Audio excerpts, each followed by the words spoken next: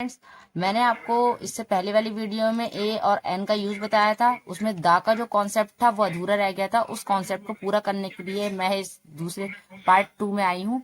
इसे आप ध्यान से देखिएगा। तो दा क्या होता है, इसे कहाँ कहाँ यूज किया जाता है, और कुछ लोगों को ये भी कंफ्यूजन होता है कि दा को दा बोलें या दी बोलें। ये भी आज सारा कंफ्यूजन दूर हो जाएगा। वीडियो को ध्यान से देखिएगा। वॉवल्स वॉवल साउंड से वॉवल साउंड से स्टार्ट होने वाले वर्ड्स के आगे जो दाल हम यूज करते हैं उसे हम दा नहीं दी बोलते हैं। दी, जैसे कि कोई भी वर्ड मैं आपको बता सकती हूँ, जैसे E and D and. E and D and में पहला जो वर्ड है वो साउंड किसका कर रहा है? ई का। ई का यानी वॉवल्स का।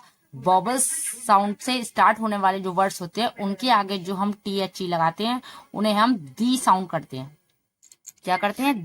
दी बोलते हैं उन्हें। लेकिन जो वर्ड्स हमारे कॉन्सोनेंट से स्टार्ट होते हैं, जो कॉन्सोनेंट की साउंड दिखाते हैं, उन्हें उनमें हम जो दा वर्ड लगाते हैं। जैसे कि अब मैं आपको बताऊं, कार, कार, द कार। तो यहाँ पे सी वर्ड जो है वो कॉन्सोनेंट है, ये का की आवाज निकाल रहा है, इसी यहाँ पे दा वर्ड दा बोलेंगे। क्या बोलेंगे? दा। और जो वॉवल साउंड से जो वर्ड स्टार्ट होते हैं उनमें उन्हें उनके आगे जो दा लगाया जाता है उसे दा नहीं दी बोलते हैं। और जो वर्ड कॉन्सोनेंट की साउंड निकालते हैं उनमें हम दा बोलते हैं, दा साउंड करते हैं। इसी तरह अब आपको समझाऊंगी कि मैं दा कहाँ कहाँ यूज होता है। ये तो आपके समझ में आगे आ ही गया होगा कि दा और दी हम कब बोलते हैं। अब दा का यूज कहाँ होता है ये भी आपको समझाने जा रही हूँ। दा का यूज हम कब करते हैं? जैसे ए और एन का यूज मैंने आपको वैसे तो बता दिया था, लेकिन एक बार फिर से रिपीट कर दे रही हूँ। ए और एन जो होता है वो हम आम चीज के लिए यूज करते हैं। आम वस्तु हो सकती है, आम इंसान हो सकता है, कोई भी आम हो सकता है। लेकिन दा वर्ड जो यूज होता है वो स्पेसिफिक चीजों के लिए यूज होता है, खास चीजों के लिए। स्पेसिफिक स्पेसिफिक पर्सन हो सकता है, स्पेसिफिक थिंग हो सकती है। लेकिन ए और एन जो होता है वो हम नॉन स्पेसिफिक चीजों के लिए करते हैं। नॉन स्पेसिफिक यानी कि आम चीजों के लिए। आम चीजें, आम चीज, आम इंसान, कुछ भी हो सकता है। जैसे कि आपको एक एग्जांपल के तौर पे मैं आपको कोई एक सेंटेंस बनाकर दिखाती हूँ। जैसे मैंने आपसे कहा कि आई सा ए मैन, आई सा अ मैन, मैंने एक आदमी को देखा। ये एक नॉर्मल सी बात है। जो आदमी मैंने देखा है वो एक आम आदमी है, कोई बहुत स्पेशल आदमी नहीं है। आई सा ए मैन एक आम आदमी हो गया, तो इसलिए मैंने यहाँ पर मैन से आगे ए का यूज करा है। इसी तरह अगर नेक्स्ट सेंटेंस में आपको इसी से, अब मैंने एक आदमी को देखा, वह आदमी रो रहा था, वह आदमी रो रहा था, या द मैन वॉज क्राइंग।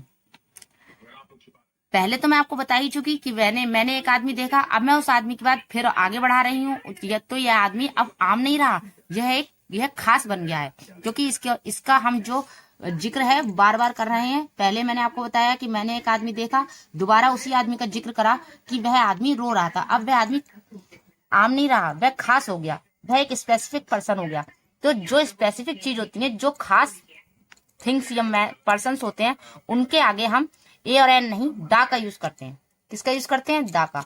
उसी तरह से एक सेंटेंस में आपको और बनाकर दिखा दे रही हूँ। जैसे मैं हूँ, उससे आपको ज्यादा समझ में आ जाएगा। जैसे मैं कहूँ आई एट एन एप्पल, कि मैंने एक सेब खाया। अब मैंने एक सेब खाया तो कोई सा भी सेब खाया होगा, आम सेब की बात हो रही है, कोई सा भी खाया होगा, तो उसमें हम एन का यूज करेंगे, क्योंकि आम चीजों के लिए हमें एन का यूज करना है। अगर इस सेंटेंस को मैं आगे बढ़ाऊं और इस एप्पल का जिक्र और करूं तो यह एप्पल आम नहीं रह जाएगा, ये खास बन जाएगा। जैसे कि मैं आगे इसी एप्पल का दोबारा से जिक्र कर रही हूँ कि मैंने एक सेब खाया, जो सेब मैंने खाया वह खट्टा था। तो द एप्पल आई एट